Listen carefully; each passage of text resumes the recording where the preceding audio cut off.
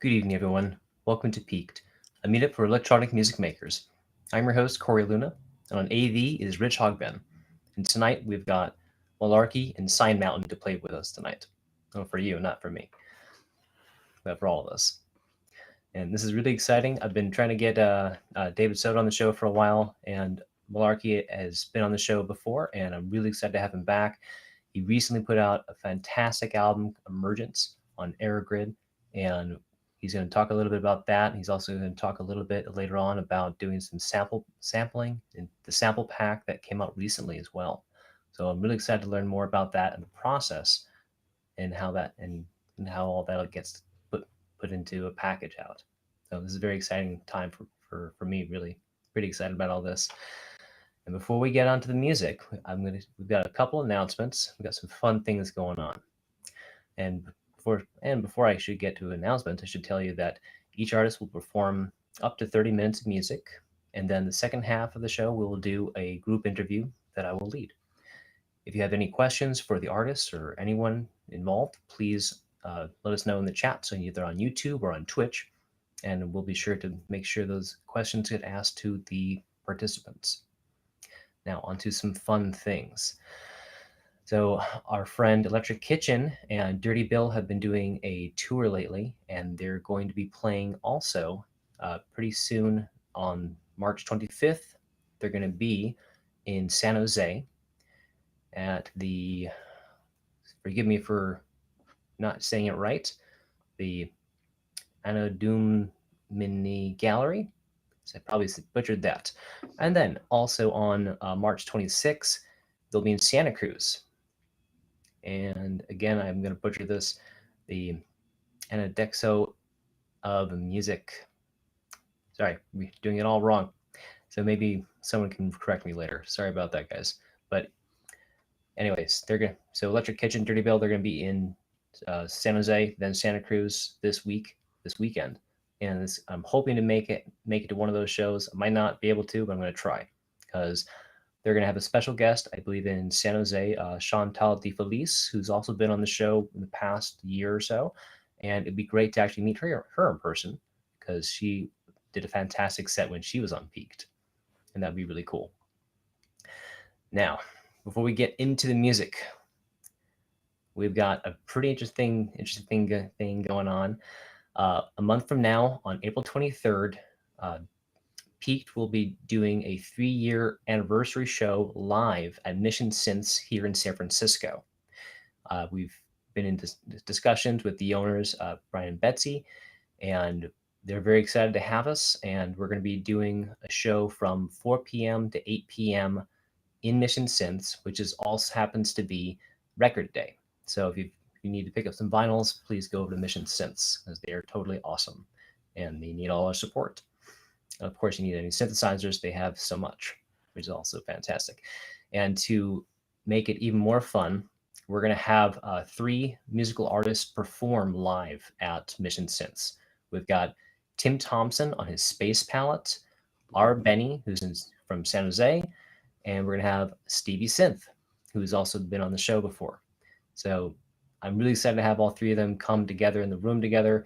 Some of you who were at the last Piqued over 2 years ago now, that was live anyway, you might remember seeing Stevie Synth play live with Alpha Stair.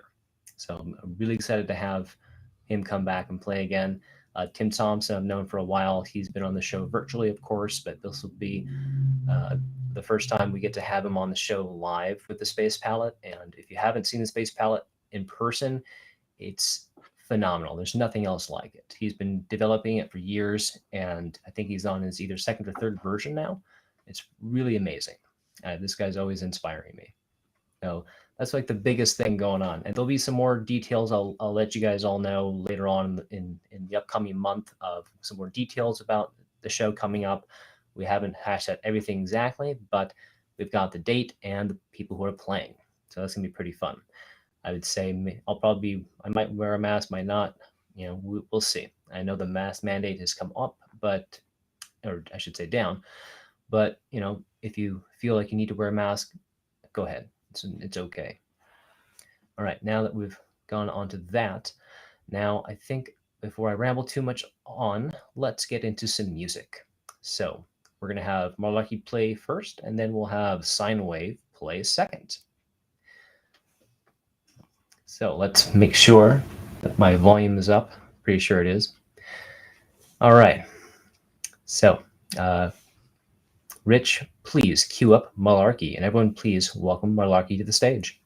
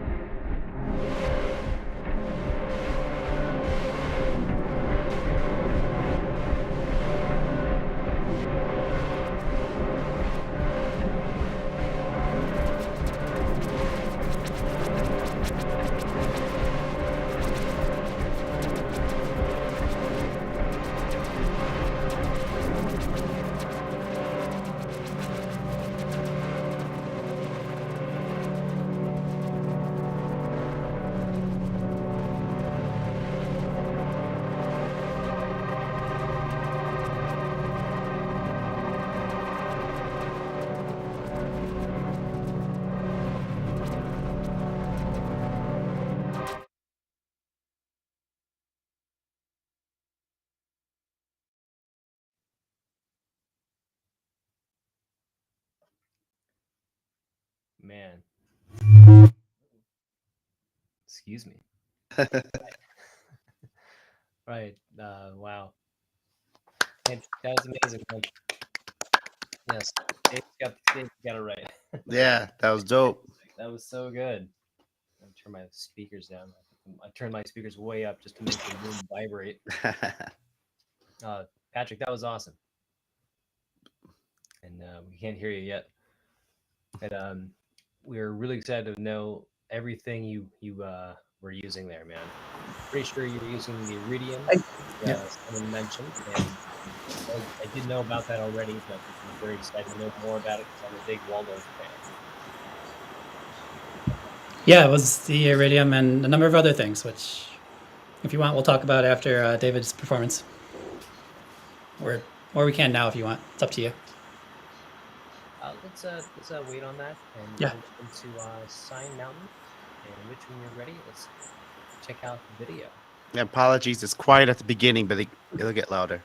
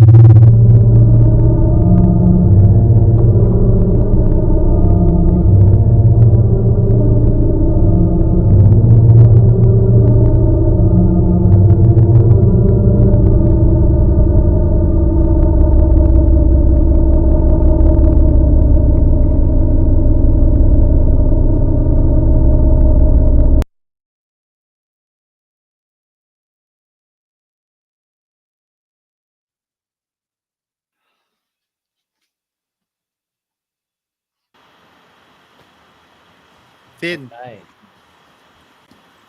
Sine Mountain, everybody. That was great. Cheers. Hey, David, that was fantastic. Thank you. Appreciate that. That was All fun. right. Wow, man, that was cool. So, and how are you feeling? Okay? Do you feel Yeah, okay I'm now? feeling better. I'm feeling better. Yeah, I mean, that's kind of interesting. That piece, like, I've been wanting to work on it for a while. I've been having this set up for a different show, and I was like, I'm gonna work on it. And I start feeling sick like Friday, and then Saturday morning, I got up and did that first section of it, recorded it, and then recorded a bunch after it, but I didn't have the camera running. So I was like, well, I had these pieces for it. Like I was still like going and recording, and I had this video that I've been sitting on forever. And I'm just gonna like rearrange everything, my video that I've been waiting to use so long, and put it to that second half of the recording. And it just like kind of like lined up for me in a lot of ways because I wanted to do something about spring. That was the whole idea. I was like, do like write a spring song. This is my first show in spring, and I had this footage from like last spring, Oh, which wow. seems like wild to think about in so many different ways. But yeah, I mean, I've been sick for like it's just like the worst cold in the world, and like nothing dangerous. But uh, I didn't think I was even gonna be on the show today because I was like so like achy and sore and had no voice. But here I am, man. I'm so happy to be here with you, with Malarki, with everybody who's watching now and in the future. So yeah, man, much love, peace. Thank you. Glad Well, you made it. let's give you a little rest before we get into some announcement you have for us today. So, Patrick, tell us about your set tonight. My set tonight. So, I think you originally said, "Can you come on to do something with samples?" Because we were in the middle of the production of the Aerogrid sample pack at the time. So this entire set is Aerogrid samples, and that was like the box that I put myself in. And then I said, "What are the different ways that I can use them?" And that was like the technical container that I made because I tend to do that, so I don't just use everything.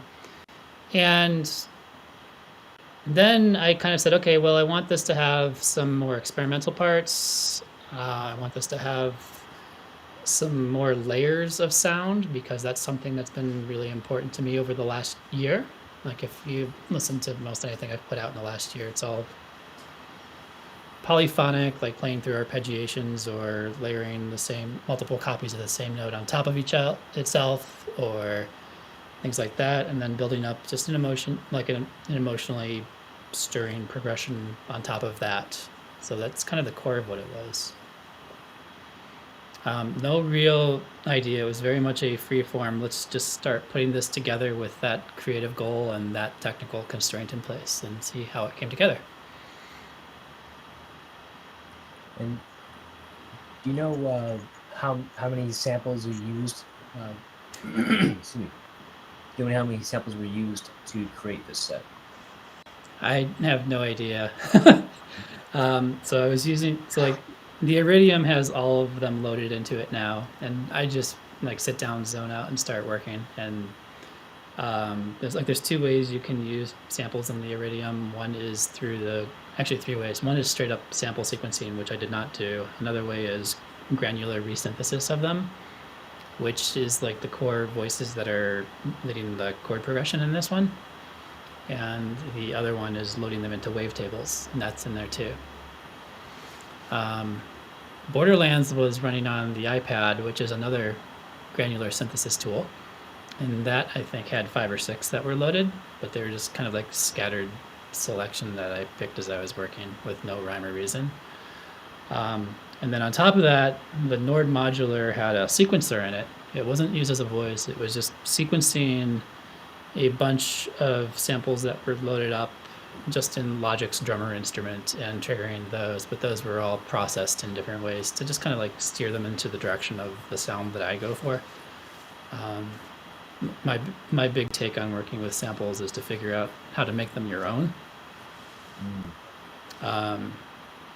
But like on that side, Nord Modular was probably driving like 50 that were set up in different rhythm patterns that were coming and going, playing off of each other in different ways. But compared to what I usually do, I put them a bit more in the background this time, so that they were more of a supporting role instead of more direct and driving the whole thing. What's the new release from Airgrid that you got the sample pack from? It's a 2-part release called Darker Sounds of a Present Future. The concept is that each volume has a compilation of tracks from all of the contributing artists, as well as samples that are created by the contributing artists, including myself. And all of the tracks on the compilation are using those samples.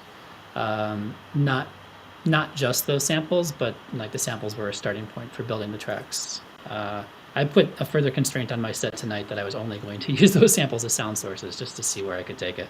So I just like to do things like that. But part 1 came out in December. Part 2 came out a couple weeks ago. And like each of them has a compilation. Each of them has more than 50 samples that include rhythm patterns. They include textural things. They include one-shot samples. They're all just like starting points for places to work from. And you can use them straight up, like in a sequenced rhythm. You can use them for whatever kind of weird things you want to do, like I was doing tonight. I kind of took this in the direction of, let's try every kind of sound manipulation tool that I have that's easily accessible. But the only thing I didn't do that I had on my mind was to mangle them in Max MSP somehow. And because you can like resequence snippets of audio, or you can take things into like title cycles and resample audio across time. And those were two ideas I did not get to just for time. But, Okay. but yeah, it's out there. Both just got written up again, so it's kind of cool to see. Yeah, I'm really excited to listen to them and possibly use some samples myself. I love the idea of using samples. I've been recently getting into myself. It's something I've always been fascinated with, since I started listening to Skinny Puppy a long time ago, of course. And also like other great bands like Snog in Australia always use some weird samples. I think One Scout was a big influence on me back in the 90s. He used a lot of obscure ones as well, a bit more mainstream here and there. But it's always cool to hear, a different style where the samples are, being sourced from instruments or sometimes percussion, something like that, instead of words or audio snippets. What you're using are actual waveforms from different synthesizers or different sources of organic source. And that's always a fun thing. Yeah, I kind of took the approach of let's just replace all of the voice sources that I would normally use, whether that's like an oscillator in the Nord modular or the virtual analog engine of the Iridium. Let's just not use those and replace them entirely, but then do whatever normal things I would do to mangle sound on top of that. Now let's jump on over to David. And David, could you tell us a little bit about your set tonight? Everyone was pretty impressed with the visual overlay you had going on. And I think a few of us were curious to know more about those octagon touch plates or something. Yeah, that's the physical synthesis cicada. So yeah, I've been on a kick for a while, of having kind of a minimal setup for performances and stuff, and to kind of piggyback on the sample discussion. One thing I've been doing with that is, even though I'm using a 104 HP, and I usually will create something in there and then sample it, and then sometimes I'll just have a library of my own samples that was kind of, I was hoping to do that as well tonight. I was like, well, if nothing else, I'll work on my samples and on Saturday morning, and then I like, Malarky's got his samples. I can kind of play around with that because I'll do a lot of that inside of a case. But I didn't have the time to do that, unfortunately. So it's just kind of the raw sounds, but it's kind of interesting and fun to like listen to it and watch it from that process. Uh, in a weird way, I feel like what Malarkey was talking about was all these different steps that take place to get to your performance or your last minute piece. And it's interesting because I think like no matter how you're doing music, there's always that creation, then the kind of mixing part. Like, okay, I'll think of all these things, like, I got a nice idea. And so for some people, it's just the concept of just getting up and turning the on button. But for other people, it might be as far as like writing notes. I'm somewhere like closer to like getting up and hitting the on button, but I try to still be intentional. And then there's like that kind of like mixing down of like, well, how am I going to use it? And then the actual like recording of it, or or playing of it. Samples I think are super interesting that way, and that like some of that has happened multiple times, multiple like reading, it's happening over and over again. And then if you add a sample to your mix, it happens all over again. So it's really fascinating to like imagine all the different pieces of yourself at different moments in those samples. So props Malarkey. I really dug what you did there. I think it's a really cool concept, and something that I would love to try to do myself more so. And I will get around to like doing a track with your samples as well. I think it's really fun to kind of play with friends, stuff like that. But for my stuff, mine was more of a raw thing, and I've been kind of messing around with like what can I do with just a little. So if you saw what I in that first shot, in fact, just to be clear, like that, everything you heard was just the exact same setup. So I got a Vector 512 sequencer, which is doing some sequencing. um, then I have a Dust of Times. That's a um, stereo oscillator, but has two wavetables, and that and it's kind of doing its thing. I'm playing it. Um, that is that because it's stereo, I could split the sound. So I have one, even though it's stereo, I'm just like, I got two monos coming out. I took one of those and put it through the cicada, well, which is the physical synthesis. And if you haven't seen that, there's some videos on my channel where I play it. Like I really play it a lot. But the idea is like the sound comes into one side of the cicada. I can pick it up for somebody. Here, don't break it. Uh, so this is low guy here. So the sound's coming into this guy. It's like a preamp. And then it goes into this accentuator, and it's vibrating, and then it's vibrating this little piece. And there's different types of pieces and shapes, and that'll kind of change the timbre of the sound. um there's some other parts and pieces to it as well, but the idea is that the sound goes through that, and then there's another piece that can't see it really well. Sorry. It's like a little like soundboard that's connecting to it. When you have your headphones off, you can actually hear the synthesizer going through that little piece. It's like resonating. It's like, "Rah," and it's kind of has a strange kind of vibe to it. So you move it around, you actually kind of change the sound of it. But because that soundboard has a bunch of little microphones inside there to pick up the sound, you can also play it, and it also has ways of setting up modulation depending on what's being played on there. It's really super interesting. I totally suggest people check it out, look it up. It's very performance friendly. I mean, as far as like it's real, make you have to play it to like make it work. Which is pretty cool. So it's good for like sound designers and stuff like that for sure. So that sounds, so that's going out. That signal's going back, going into the Rainmaker, um, which is an amazing, beautiful 16 tap delay machine. Um, I actually have the comb filter on. this one. So I have so that's going into one side, and then I have the raw oscillator sound going into the Rainmaker at the same time, and I'm just mixing those two signals through the Rainmaker, and I've kind of created. I have my own little preset that I built in there, which uses a comb filter and that gets routed into the delay. It's really fun. I'll show you to you some more time, and then that goes into the Empress Reverb.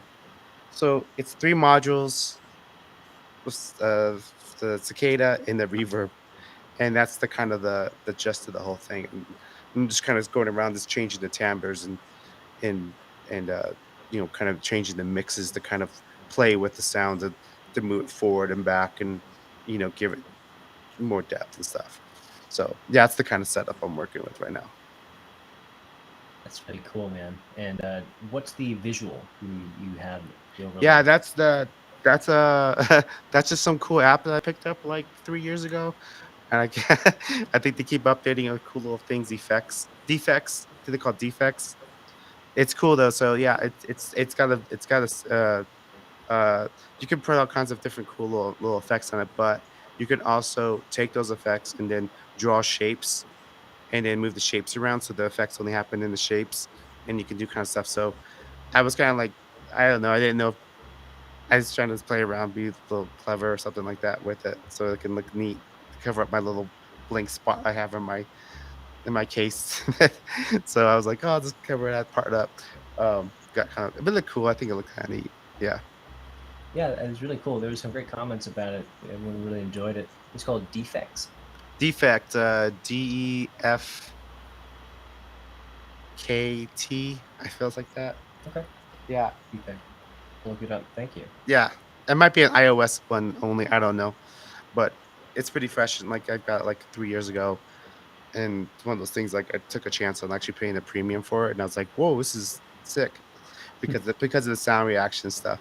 And I usually will what I usually do is I'll shoot something on it and then go back to resample. Then I'll resample it and kind of like add it back in there. And I used to do that all the time.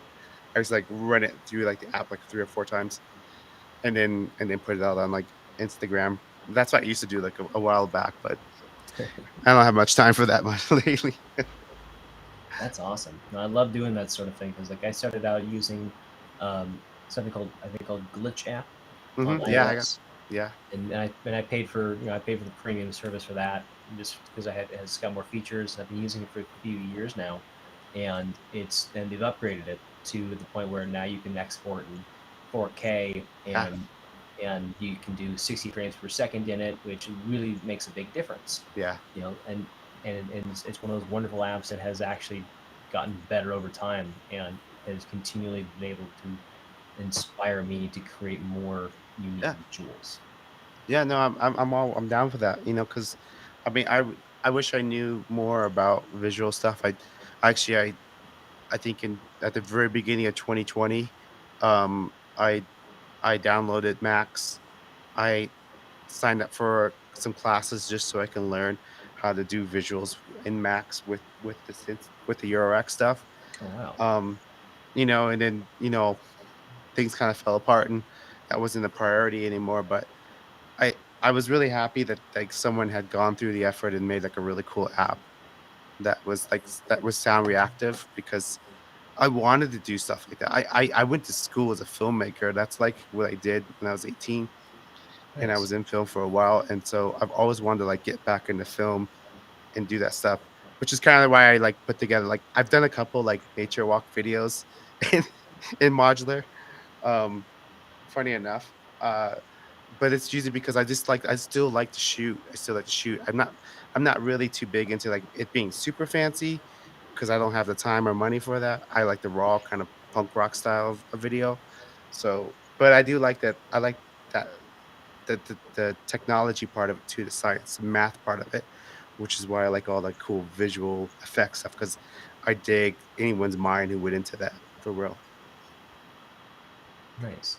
Yeah. So with the now I'm curious now with your background with film, what do you like to shoot on nowadays? Like for I'm still shooting on my phone mostly. I'm still there. I have like SLR, but it's just connected to this right now. I haven't really invested much into film equipment proper because I'm just again it's like one of those things. I'm like priorities. My priorities really in music right now.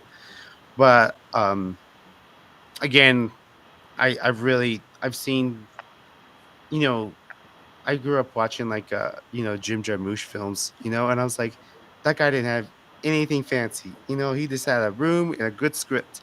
And so in my mind, I'm always like, that's all I need. I just need a shot and an idea, and I'm good. I'm good. I don't care if it's the best camera or the worst camera. I'll be fine. So, Yeah, Down Below was pretty good. oh yeah, well, yeah, for sure, that was a good one. I was the stranger one. I can't think of it right now, but yeah, that's the one that really got me. Yeah. Cool, man.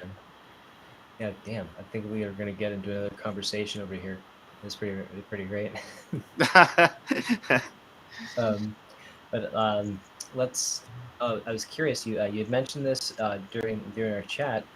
You want us to Oh yeah. mention your was it drones for peace? Yeah, Drones for Peace is this Sunday. Um, so on top of doing like music stuff, I'm also the one of the main organizers for Colorado Modular Synth Society, and every month we do an event. This month we're doing a drone music showcase, but we're also going to use it for awareness campaign for all the different places people can donate money to relief funds, humanitarian relief funds for the war in Ukraine. So the idea is, so what I ask folks to do is if they would send in 3-minute videos or 5-minute long audio tracks. The videos we're going to play on Sunday, and the audio tracks we're putting together a compilation so that people can download the album and donate money to uh, to some humanitarian relief stuff.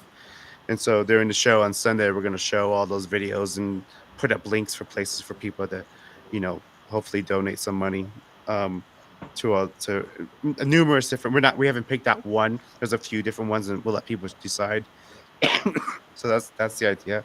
We had like I think last time I checked, I think I have like 40 video entries and about the same amount of audio tracks that we're sending as well. And they're 3-minute long drone pieces, almost all exclusively done on modular. Some of it virtual modular, some of it hybrid, some straight up modular. Um, but they're amazing. I mean, the cool thing is like Malarki knows this. Like you drone music, you can just go on. You could just like rock a drone for like half a day and be cool with it. So a lot of people were like, "How am I going to do a 3-minute long drone?" It's a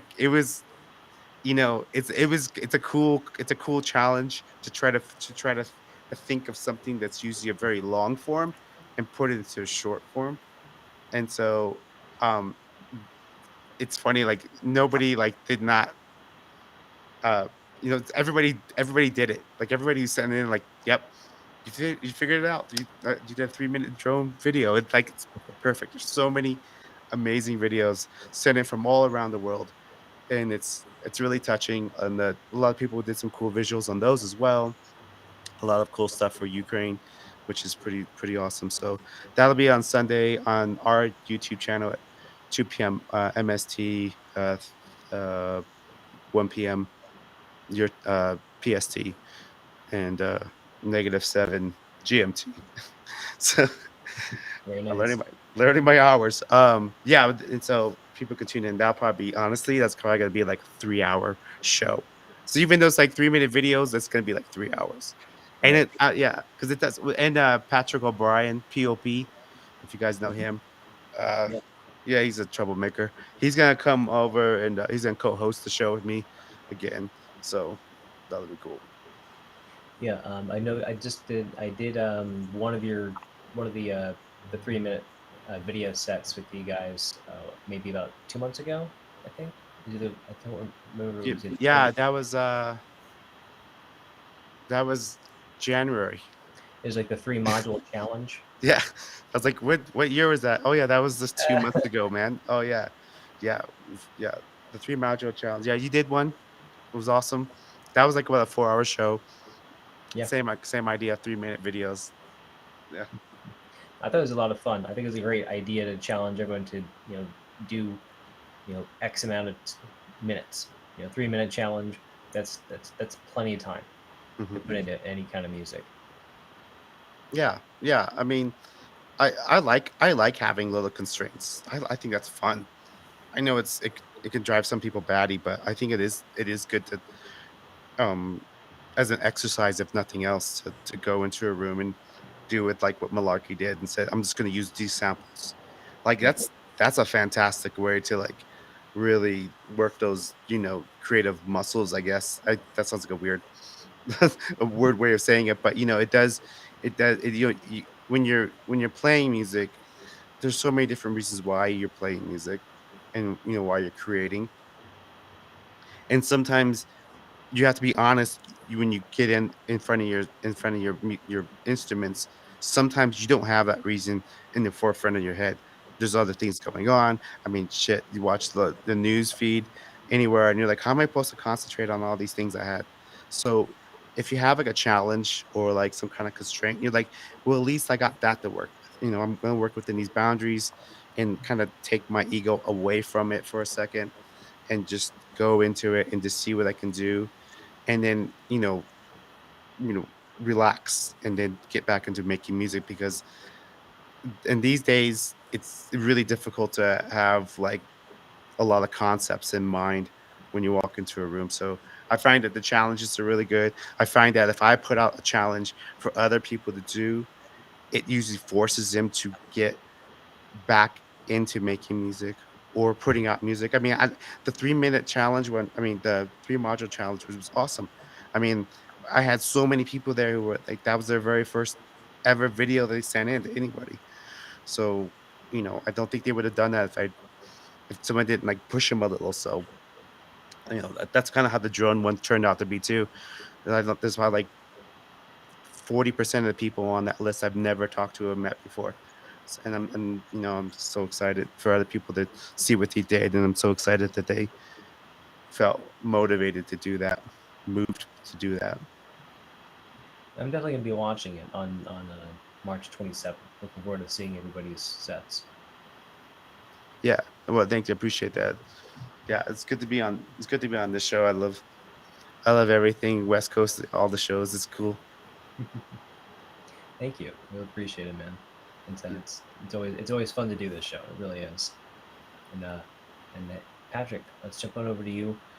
So, uh, you also contribute onto the Aerogrid's uh, sample pack, right?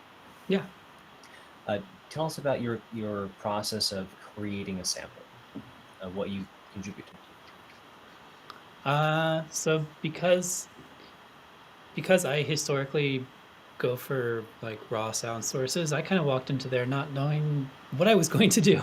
And to be honest, there's among the group of us who did it, there's people who work with samples a lot and people who don't. And we just started brainstorming, and I kind of settled on, well, I'm just going to do what I normally do and kind of see where it goes. And then pick the best out of a bunch of ideas and clean them up and turn them into reusable samples. And I ended up pulling up some, like I have some patches for the Nord modular, and I use them a lot. So they get reworked, but they're kind of like a template for how I work with that instrument for certain things. And they're really geared towards making more abstract sound, not trying to sound like a real world instrument or sounding like a typical oscillator that you can buy as a Eurorack module, for example. Um, like take I'll take a sound source that's like a drum synth, for example, and that will become the frequency modulation source for like an FM core, which we don't typically do. But then you start, and then I'll like take that and push it through like a wave shaper or something, just to kind of like explore and find a more abstract space for sound. And I just like went back to all of that, but then put more deliberate conscious effort into saying, let's just take this and focus on these things in isolation instead of within the context of a track. But I also realize this is going into a sample pack that other people are using too, and I want it to sound like in the space of Airgrid and in the space of my work, but I don't want it to be so directional that it like steers people down a narrow path. I want people to be able to express themselves with the samples. So like I didn't really take things down the road of arpeggiations or anything like that. They're more of rhythms and like what I think of as voices that are templates that you can take in so many different directions. And it was also a learning process for me because I realized so much of my sound is about how I put things together and not about the sound sources themselves. And stripping that context away really made it simpler and more direct, but really thinking of it as we're creating a toolbox for other people to use, including ourselves, but also for other people. And thinking of it more as, okay, we want to open the doors a bit on what this can be later. And it's kind of fun when I see someone post a social media video that uses some of those samples that I made and I hear them in there and I hear it in a completely different context than I would ever use them. But I know that's actually a success because that means they're using it as part of their voice at that point. But that's how I went about it. Everyone else probably has their own unique take on it. I know, like I used the Nord modular for mine. I know a number of them came from Eurorack. Some of them came from Electron Instruments. I didn't ask specifically, so like we tend to be a group that's very aesthetically driven. So like we'll discuss process, but leave it very open-ended. Cool. Well, thank you. I love the idea of you're designing a toolbox other people are going to use. Yeah. I think it's a great approach and a great way to think about creating a sample. Is that someone else is going to use it, and they're going to use it to their own creativity, and you have no idea what that's going to be. Mm-hmm. That's a great perspective. I really enjoy that a lot, and I love the idea of what people do with those samples and how they might process them in different ways, where they can manipulate what was originally recorded and make it their own. Yeah, and I also find it fun because like I use a lot of minor diminished and augmented intervals in how I compose, which gets this very serious, heavy sound to it. Mm-hmm. So it's kind of fun when I hear someone take them back into a major key, and you get this much more lighthearted piece that comes out with it than I would ever naturally compose myself. That's awesome. Yeah, that's definitely something I need to jump on, and I need to start buying those Airgrid sample packs and start playing around with them myself. I've gotten a couple of sample packs over the years, but I find myself never really diving into it that much. I've always been more into designing my own samples to use as I wish, and I should try to push myself to use a sample pack that I purchased. There's no reason why not to. I think it's definitely a preference of mine, but again, going back to what you both have mentioned, is that it's a way to limit your musical palette of this is the X amount of tools you're going to use to create a song, such as like the 3 module challenge. You're going to use these voices, only these effects, and you get to allow yourself to be creative and push your creativity with that limited palette. I think it's a really good approach to any project. Yeah, and like for me, that's really important. Like even when you want to work with more raw, direct sound, like a single oscillator, for example, or not using polyphonic voices and keeping down to a single voice without a whole lot of effects or anything on it. Like even there, like setting those boundaries really lets you focus on the piece as a whole and whatever that direction is. And I find that really useful because it separates the technical mindset of making electronic music from the creative mindset of making a sonic experience and not getting distracted by one or the other when I'm doing one of those. Mhm. That's really cool. Now, I'm curious about this is a question for both of you. Um, when creating film, or like a video, music video, maybe, um, how do you go about creating uh, music versus, like, say, Foley in in the experience you want to convey? Well, I mean, I don't know if I take it go to a Foley mount, but like a lot of times for some things I have shot video and then done music afterwards.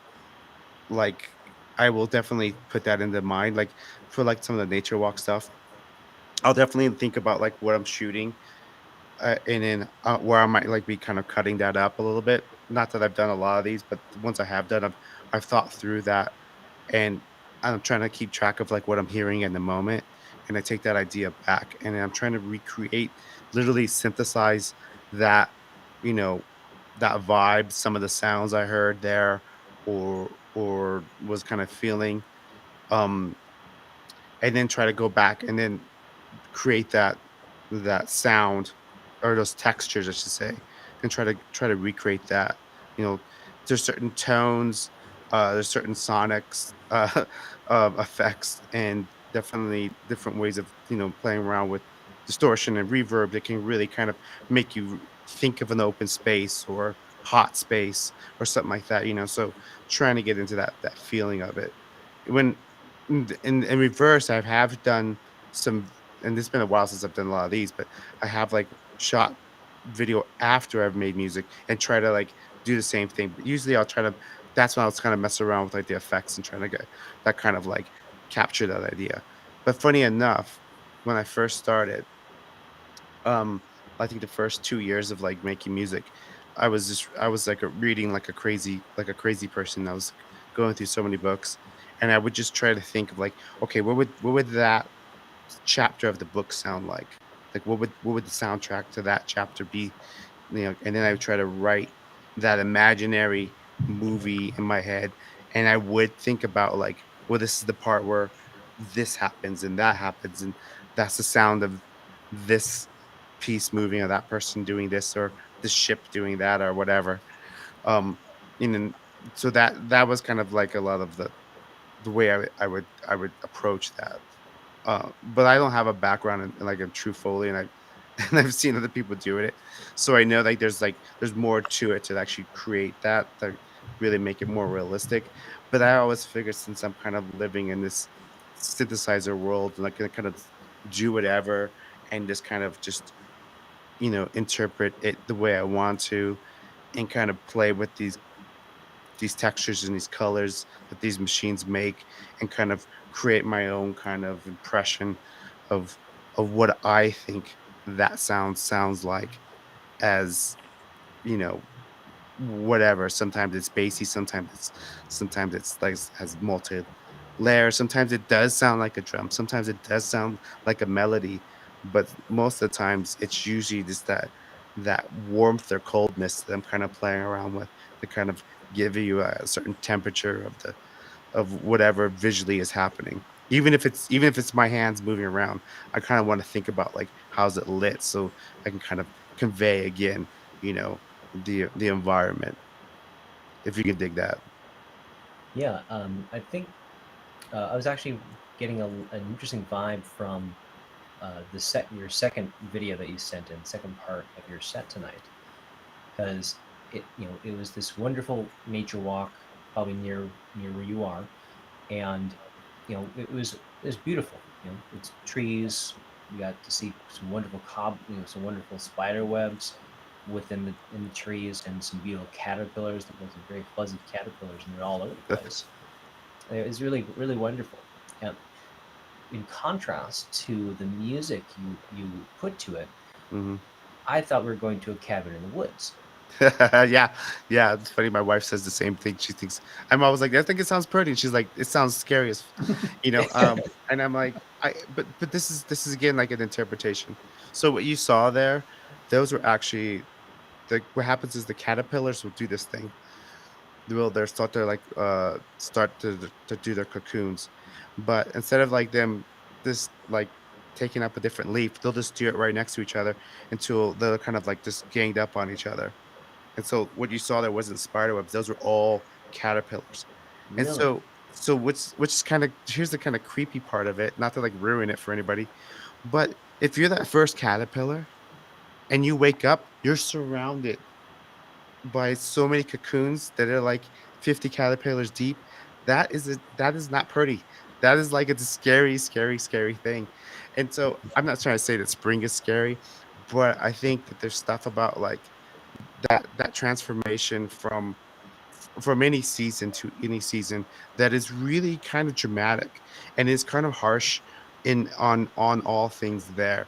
And so I always I in my mind, I think it sounds pretty. I'm like, this is to me a pretty song, but I understand like it has like these like tones and these like I'm like, but that's the way that it sounds like to me. If you go take a walk right now and like the trees that don't have leaves yet, it just you walk through through a forest right now, you know there's no leaves on there right now. It just looks like a dead zone, but you know the sun's up, the sun's coming.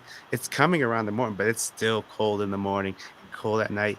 And it's still like, live and die kind of situation out there for all the animals for looking for food and stuff like that. So I'm always kind of playing on that kind of like that heaviness of a season changing of the world kind of tilting towards closer to the sun.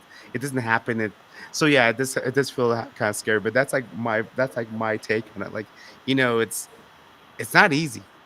It's not easy for all these things out here, especially for that caterpillar who was first to go into the cocoon and get surrounded by 50 other people.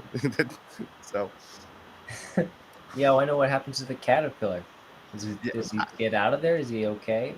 yeah, I mean, I don't know. I mean, I can't imagine he is because, like, you see how thick those things are. That thing was like as big as my head, and they're all over the place. They're big caterpillar things. They're just like a metropolis of caterpillars getting into cocoons. And yeah, man, that those first ones, I don't know how you get out.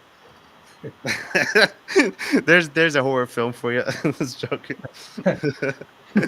No way out, the caterpillar perspective. Yeah, yeah. I mean, because when you grow up as a kid, you see the textbooks. It's like one little caterpillar hanging on them.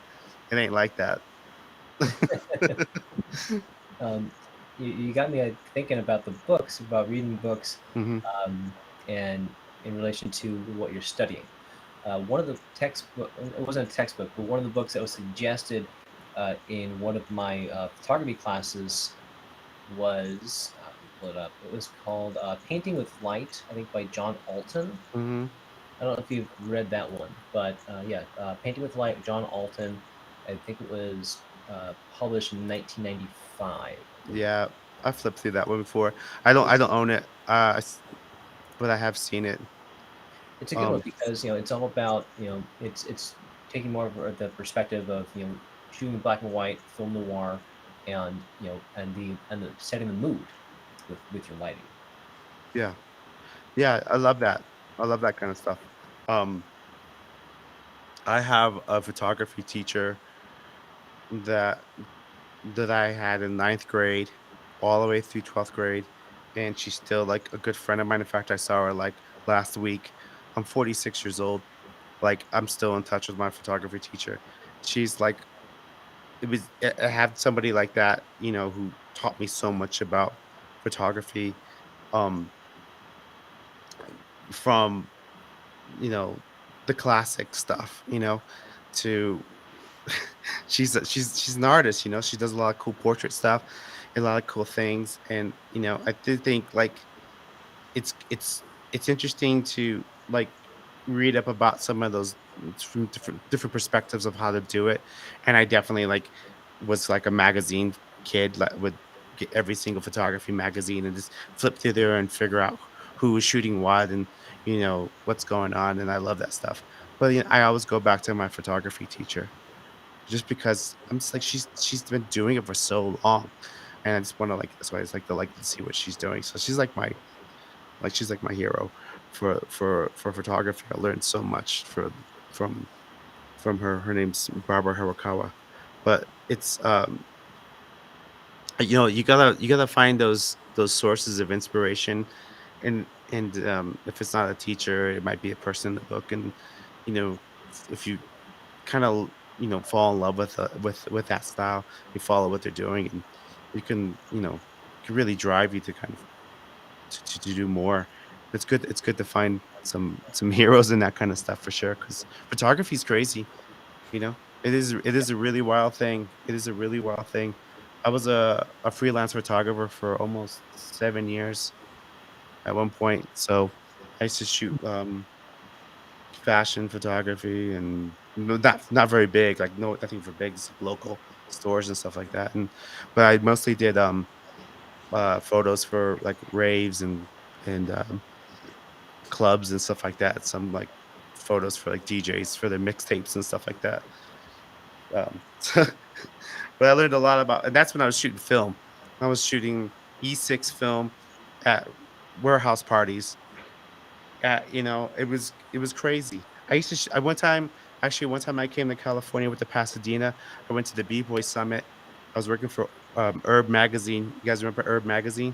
Um, I went to Pasadena to go shoot the B Boy Summit. I took a 4x5 uh, Minolta camera, and I was trying to shoot medium format. Oh, it's crazy. I didn't have that much film to shoot, so I didn't have enough film to shoot the whole thing, but I got some cool shots. But I learned so much about I had learned all this stuff about like setting up photos and studio stuff, and obviously with E6, you got to be sensitive with light. But there I was like learning on the fly, like how to shoot, slide film in low light to highlight, with all the lights from the clubs and stuff like that, in those situations, and the person's moving around, and then b-boy summits, with people breakdancing and trying to do that medium format. Like, there was no book about that. There was no books about that. It was just like this random stuff that would not random, but these really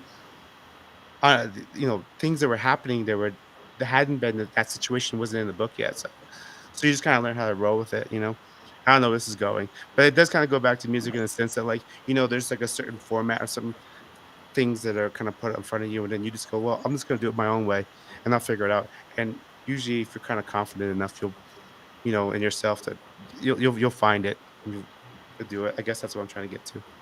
Sorry, that was a ramble. That's okay, David. I really appreciate it. I myself am a photographer. I have a degree in it, and Nice. nobody pays me for it. So it's. But I'm trying to push myself to do it more often. It's like there's been stints in my life where, because I get irritated with not getting the jobs I try to go for, I stop doing it for a while, and then do something else, and then I come back to it, after a little bit of a break, and feeling more refreshed and feeling a bit more enthusiastic about it. And I'm usually not shooting when I'm, and it's usually when I'm shooting product photography. That's, for me, that's my passion, and I love doing abstract photography, which is even more obscure if you're doing photography. It's Mhm. like, one, it's already hard enough to get gigs. It's really hard to get into galleries, and if you're doing abstract photography, nobody knows what the fuck you're doing. It's just so, if there's no real audience really, although I think there is, but it's just even more minute. It's, the niche is even more smaller. But Well, yeah, I mean, you're that like that. We're talking about niches and niches. So that's kind of like we're like the there's the analogy with the music as well, because doing experimental music, doing even ambient music to a certain degree, especially in today's way of doing ambient music, it is also very there's a smaller audience, and even that audience generally doesn't understand like how your process. They might understand some of the gear. They might have heard of some of the gear, but honestly, with the amount of different types of gear and even synthesis that's available right now, until you put your hands on it, you're not going to actually know what a dust of times oscillator sounds like, or even a rainmaker. You know, those things are still kind of abstract to a lot of people, even those who know it. So it becomes one of those things where, you know, we're creating things that people may not know the full process. Some people might not even care. Some people do care a lot, but it's kind of weird because no one's ever truly going to understand it. And experimental photography is the same way, because I've done that as well. I went through this whole like pinhole camera phase, and I was using blueprint paper for film. And it was a very intense process because it took so long to shoot this these photographs, right? I had to create this whole room, and I had to buy this big blueprint paper. You can't even buy that anymore, but just as big pieces of blueprint paper I used to buy from architects. And I would expose it, and then I would have it, and I did a few shows with it, and people be like, "Oh, that's a pretty cool magenta or whatever, or not magenta. That's a pretty cool cyan or whatever." And I'd be like, "Yeah, yeah," and I try to explain it to them, and they'd be like, "I don't know what these guys talking about. Like, I don't, it just looks. I like the color, man. Like it just didn't, But some people did buy it, and some people did buy it. Some people bought it because they just end up liking the color, which is totally fine, which I'm totally into. And some people, one or two people, would buy it because they enjoyed the story.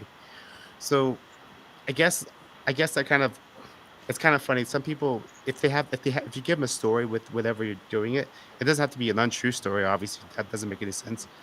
But you know, sometimes just the way the story is told is what can help people kind of go to buying or appreciating it. Well, not about appreciating it. That's another subjective thing. But yeah, I would love to show you those prints, but because they're so light sensitive, they've all faded away. But that was part of the. This is so funny. I think about it now. When I got into Eurorack, I thought one of the cool things is that it's all temporal, like it's temporary. You pull it out and it's gone. And I thought that was such a cool idea, and I think it still is. But I just realized now I'm telling the story.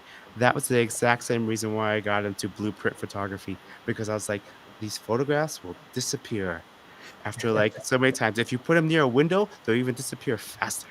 And I thought that was such a cool idea of something just like disappearing. And now here I am doing it again. Like I'm predictable. I don't even know It's very modern art. it. Yeah. So let's jump over to Patrick. So Patrick, you're a photographer as well, Mhm. and uh, Yeah, he's good. tell us a Yeah. little bit about your process, and if when you and with some of the videos that you've put out. I'm not sure how long they typically are, but I would say that a lot of your visuals are very abstract images, and I was curious to know more about what's your approach with them, and how do what what's your process with, do you do visuals first, music first? Please enlighten us.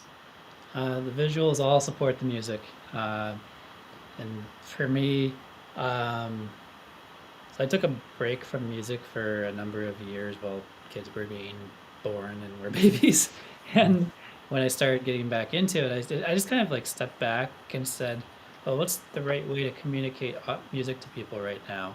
And it happened to be at the same time, a friend of mine who's a singer songwriter down in LA, he made a full length music video. And he's actually got a number of awards from it in film festivals and things like that. But I was just thinking about, from how I consume music, 90% of it is in short form video content. It's just, to be honest, like I look at clips of things, and like that's where I was. And that's coming from the fact that our first exposure to a lot of things is social media. And then I realized, well, regardless of what I'm doing in terms of making longer form releases and things like that, probably 90% of the people who are experiencing what I'm doing are seeing it not in that format, but in this format of short form audio visuals. And so I said, well, I just have to accept that that's how we talk to people now, at least in our first beginning of a conversation between the artist and the audience. And so, like, if I'm making something with music, let's just try that. And it all kind of grew out of that concept. I do make some longer form things that are the length of a track. They end up on YouTube, but like even looking at the viewer stats, they all support that idea that 90% of the people are just, even when you make something long form, are interpreting it as a short form piece. Live music is the exception to that, because then you're in an environment and you're creating a more immersive experience. So I've done visuals for myself before. I've done visuals for other people on occasion, and that I think is a lot of fun. But then you have the audience for longer. But it is supportive for me. It's the abstraction of it is thinking about how do I interpret this visually. So a lot of what I do is audio reactive, and that I bring the audio tracks in and I process them, and that becomes the source for the abstract imagery. And sometimes it's like just the track itself. Sometimes I bounce out stems of something and pull them in, and each stem will be driving something different that happens. But it's just like sitting down with the Eurorec system, and like I usually work with software, but it's like that same process of I'm going to sit down and I'm just going to start patching and see where it goes. Except I'm starting with the audio as like the foundation for it. Sometimes I shoot real footage, like I shot some ocean wave footage at Point Reyes for a clip that I made for one of the tracks on Emergence. And the concept on that one was I just wanted to do time lapse and push it into really abstract shots. So, but then again, it was kind of like trying to convey the feeling of the track to me. And like sometimes I see things where like someone else will reinterpret something that I do visually in a different way, and I interpret that as, oh, that's how they hear it because they're hearing a different story when they listen to my work. Or if I do visuals for someone else, I'm trying to listen to their music, like your album art, Corey, for example, that has some very literal ties to the music that you wrote on there. So it's all coming from that. All the photography I do informs that, but that's more like technique. And that book you mentioned is great. I have it and read it years ago. It's still around here. I'm glad you do. Yeah. It's there's one other book I can't remember the name of at the moment that was assigned in that photography class because it was a film noir class I took. Where we had to read Painting with Light. I can't remember the other one right now, but it's kicking around here somewhere on my bookshelf somewhere. You always keep those great books from college. And I'm going to link this in a minute, but to mention the album cover you did for me, which again, thank you for doing that. It's really good. For those of you who don't know, I reached out to Patrick last year to design my current album that I put out back in December, Petite Mécanique, and he did a phenomenal job. It's a really cool, really good visual that you put together. Thank you again for doing that. Thanks. And yeah, and I'm glad that, as you say, you were influenced by the visual, were influenced by the music, which I was hoping that would come out in the art, and I believe it did very much. Yeah, and we're all unique in how we perceive these things. So I see it as like an important part of my creative process. Some people will pick that up right away in interpreting it. Some people will read more of themselves into it, and I think that's okay. Yeah, I would recommend another book if you're about photography. Is the Suzanne Sontag did a book called On Photography that I think is pretty interesting. It's a bunch of essays about like the interpretation of photography and stuff that you guys are touching on, for sure. That'd be great. Yeah, please, email that to me sometime. I'd love to read Yeah, it. yeah. It's one of those early books I read, but I think I was like 20 or something like that. Those that like kind of blew my mind. I didn't even know who Susan Sontag was at the time. I was just picking up, like I said, I'd pick up anything that was about photography. And it's interesting you did film noir because I feel like that's like that's something I get a lot from Malarki's photography is I get a lot of that vibe very much so. Even which I want to give you props on. That's not always easy to do in landscape photography. That's I mean, Thanks. so I think it's really well done.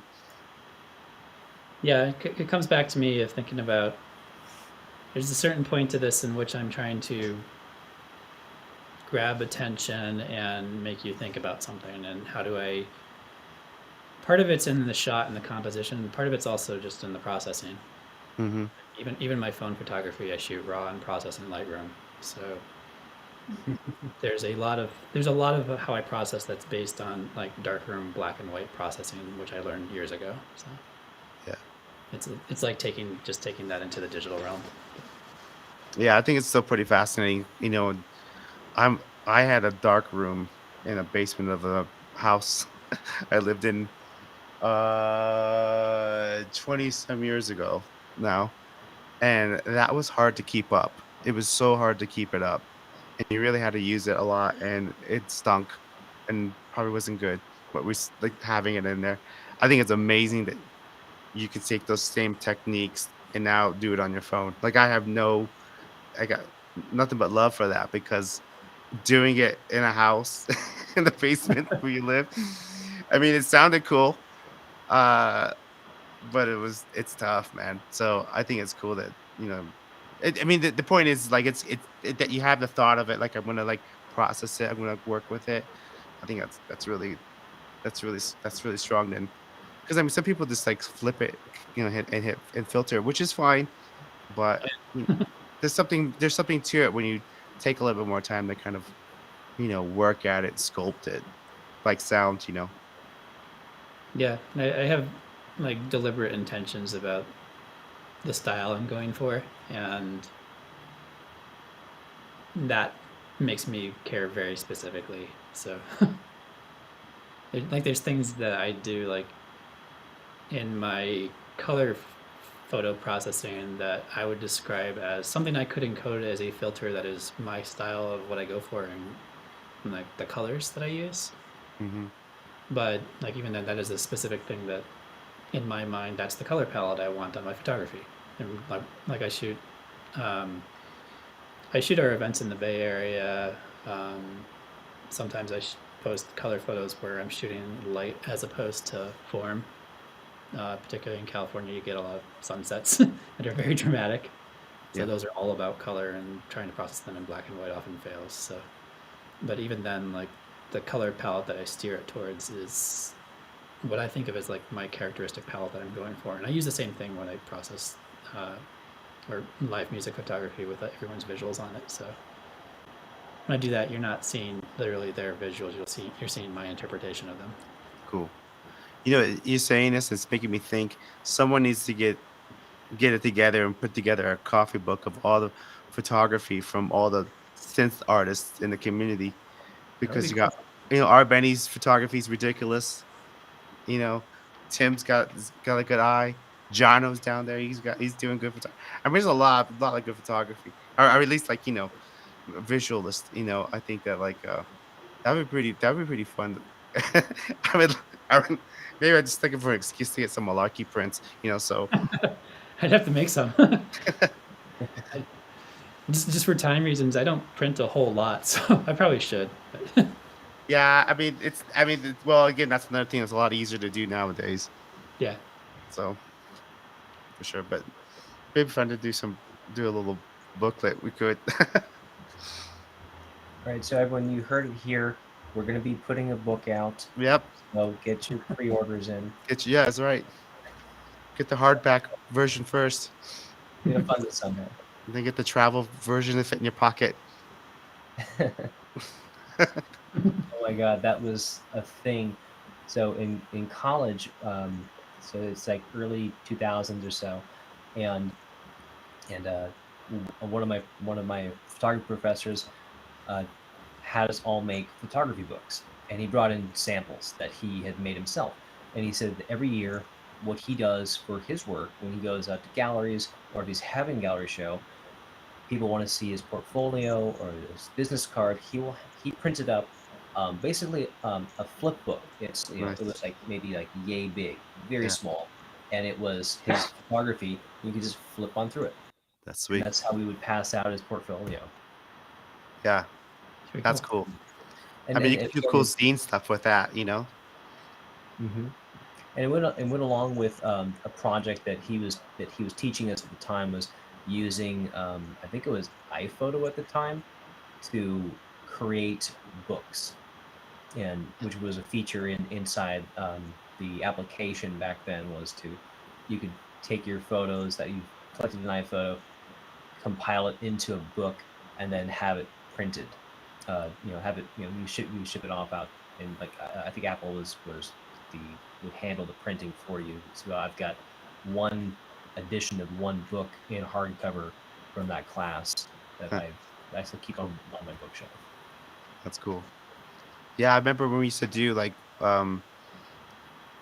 little zines in school and stuff, and we would use the photocopier. You learn a lot about contrast and what's gonna like work on a photocopier versus what's not going to work on there. And so if you wanted to shoot something and then photocopy it, you would have to think about the contrast. And sometimes like I was always the kind of person I would just edit in the camera before I'd be like, I'm just gonna shoot it. I'm gonna like light it this way, just so I don't have to go into the dark room and like mess around with dodging and burning. So I can just get my print and then slap it onto the photocopier. Because I knew you just have to figure out like what works for the medium you're working on. I think it's kind of fun to think about. Like if you had like a little mini book, like what images would you use? I guess nowadays it'd be a lot easier because so much of us are looking at stuff at that size anyhow. But when I was, younger, something that size would have been like, why would you do that? When you have like magazines, man. Like why would you ever look at something small? Anyhow, but maybe the reverse is true nowadays. Yeah. Definitely. Well, we're getting on to 9 p.m. Here in PST time. Yeah, Yeah. I'm sure it's Mountain Time's a bit about 2 hours ahead. 1 hour. 1 hour. Okay, my mistake. 1 hour Yeah. ahead. So not too bad. About 10 p.m. then. So I want to thank Malarki. I want to thank Sine Mountain, Patrick and David. You guys have been great uh, musical guests, and it's always wonderful to talk to you guys. Patrick, you and I have known each other for years now, and it's always wonderful to work with you and collaborate with you. And I know we'll be doing much more in the future soon. And David, this is I think maybe really only our second time getting uh, really getting into a collaboration and working together.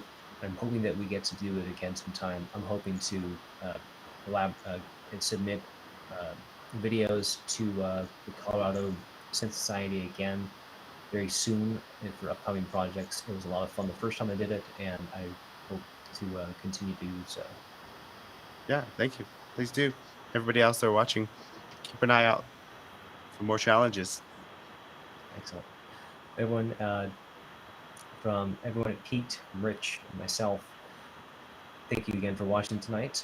Be sure to uh, keep your ears out for more details about our live show coming up on April 23rd at Mission Synths here in San Francisco. And hopefully we'll see you there. And I know that there's already going to be a few people flying in for that. I think I've already heard about. And I hope to meet a bunch of people that I have never met in person when the show actually happens. So again, we're going to be having Art Benny perform Tim Thompson and Stevie Synth. So and we will see you there live in about a month, almost exactly a month from now. It's pretty amazing. So, uh, thank you again, everyone. It's been a real pleasure. It's really exciting to see more variety of people on the chat this time around. There's some great people on there, like Gabarsi and Jono showed up. Carnalex is always great to see you, and Cauldron of Bats. What a great name! I love that name. All right. Thanks, man. Appreciate it. Nice seeing you Thank, too. Be safe. Be kind. Thanks, everyone. all right. Good night, everyone. Good night. Stay home and stay safe.